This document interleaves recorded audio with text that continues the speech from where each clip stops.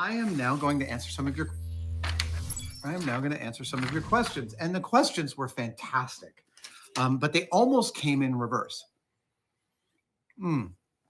So there's one. Let's see here. Someone wants me to know. Let's see. Someone was asking about the first day. Okay, Lee Marsh. Hi, Lee. Lee Marsh asks, what did it feel like on your first day at ILM? Did you feel a mixture of excitement and trepidation? Yes. As a model maker, ILM and WETA must be a pinnacle of one's career, best to all attested. So when I started at ILM in late 98, fall of 98, WETA was in pre-production. They had just started. In fact, there was a handwritten sign on the wall at ILM that said, if you're interested in moving to New Zealand to work on this Lord of the Rings thing with the guy who made Brain Dead, you should call this number. And I want to tell you, I seriously considered calling that number. Wow, my life would have been very different. Still awesome, I'm sure. But isn't it funny? I saw the heed. I saw that call and did not heed the call to go to WETA. But yeah, when I was a kid, ILM was the zenith. It was Valhalla. It was heaven for a model maker. And the idea that I could go potentially work for a place that had made so many things that had affected me, so many films, so many effects, so many sequences, so many props. It was heady. And I'd been, like every kid, I'd wanted to work at ILM since I knew that it existed. But I got to San Francisco in 1990, and I started looking around for work in model making in film, and I wasn't finding it. I ended up finding work in theater. I got a reputation in theater, and I've told this story many times before. My reputation in theater got the attention of Jamie Heineman, who ran his commercial model shop for Colossal Pictures, and I worked with Jamie for about 4 or 5 years. And then, because that was all freelance, that was all just come in and work for 10 days, and maybe we'll have work after that.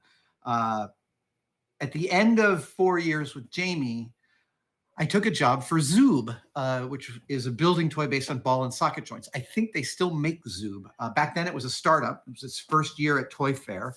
And I spent a year working for Zoob as their director of research and development, which was intense. And I learned a lot of lessons doing that. That's a separate set of stories for another time.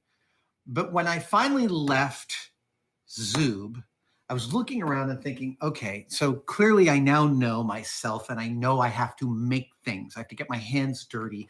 The shop I need to go to is ILM. And at that point, ILM was in production on episode 1. They had 200 plus model makers working. I was thinking, this is my time. This is the time. And my friend Christine Els was up there, and so was my mentor, Mitch Romanowski. And Christine was like, you got to come up here. They're just hiring people right and left. And I sent my resume to Mark Anderson. And somehow, Mark Anderson, what I later found out was that he thought that I was another guy. And he kept on getting my resume and shit canning it because he thought I was someone else that he had met and didn't like. But he had interviewed me a while back, and it took basically, I think I called every week for about 3 months. I felt confident. I had this confidence that I'm going to work there. I got to work there. They just have to know about me and I'm going to work there. And I called every week for 3 months. And then I kept in touch with Christine and with Mitch about what the work was like up there. And then one morning on a Tuesday morning at 8 a.m., my phone rings and I pick it up and it's Mark Anderson, who still a good friend of mine, ran the model shop at ILM. And he was like, what are you doing sleeping? Come to work. I'll see you tomorrow morning at 9 a.m. And I was like, ding, right? Like Bugs Bunny, like slot machine, bar, bar, bar. I'm super excited. The TLDR is that I was given the wrong directions to get to the ILM model shop. I took the wrong exit, San Anselmo exit instead of the first San Rafael exit. I went the wrong way up Kerner Boulevard. I got lost. I had a flat tire. I changed my flat tire, and I was still 15 minutes early for my first day of work. That's the kind of contingency planner I am. I gave myself a full extra hour of driving time to find the shop. And that was my first day. It was phenomenal. I walk in. It's a mystifying deal to walk into a working model shop with 200 model makers working. It's just barely controlled chaos. But I found Mark Anderson. He walked me around the shop. And the first thing I worked was a bank commercial. Specifically, they were about to shoot an underwater scene with a shark, with a real shark that was like 4 feet long. And they wanted the shark to look like it was much bigger than that. So they had a desk set, and Mark said, I need you to replicate everything on this desk in 1/2 scale. 1/2 scale? Actually, probably like 1/4 scale. Yeah, because the lamp I made was like this big. 1/4 scale. I said, how long do I have? And he goes, whatever you can finish in a couple of weeks would be great. Which is like, coming from commercial special effects, all I heard was mountains of time. And I delivered. I delivered a banker's lamp with the green clear shade and the gold base. I made one 1/4 scale, the blotter, the pens, the inkwells, the paperweights, everything on it. And then my dad died, and I had to leave. And given that it had taken me 3 months to get Mark on the phone, I was like, I got to go. I got to go to the East Coast because I got to go to this funeral. I got to go to this wake.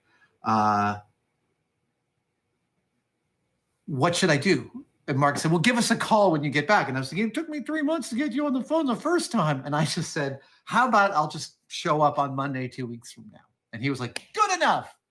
And I lasted 5 years. Yeah. I mean, I lasted until Mythbusters showed up.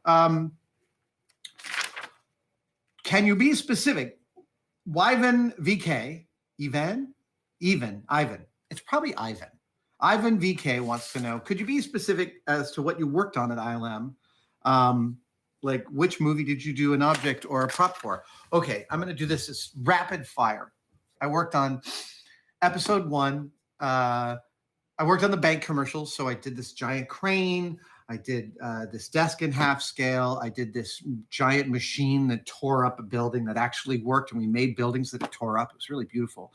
Then I moved on to episode 1. I worked on Newt and Rune's shuttle with Larry Tan and John Foreman, and I was able to help Larry Tan finish the model making. And then because I could paint and I could also do the electronics, I did all the painting on Newt and Rune's shuttle. And then I also did the electronics. I did the lighting. And that was my first experience of working with Doug Chang. Was that the only model I worked on episode 1? I feel like I worked on a couple of others. Oh, right. No, there was a swamp set that Dave Fogler was running. Dave Fogler and Mark Siegel were doing. And I did a bunch of, I can't even remember, rocks or something. Dave and Mark had figured out that the Opinel French knife, like what every Frenchman has in their pocket and they eat apples with, is like the perfect knife for cutting the specific, I think probably 6 or 8 pound urethane foam that all the rocks in Beggar's Canyon were made out of. And so I was making rocks with them for this swamp set.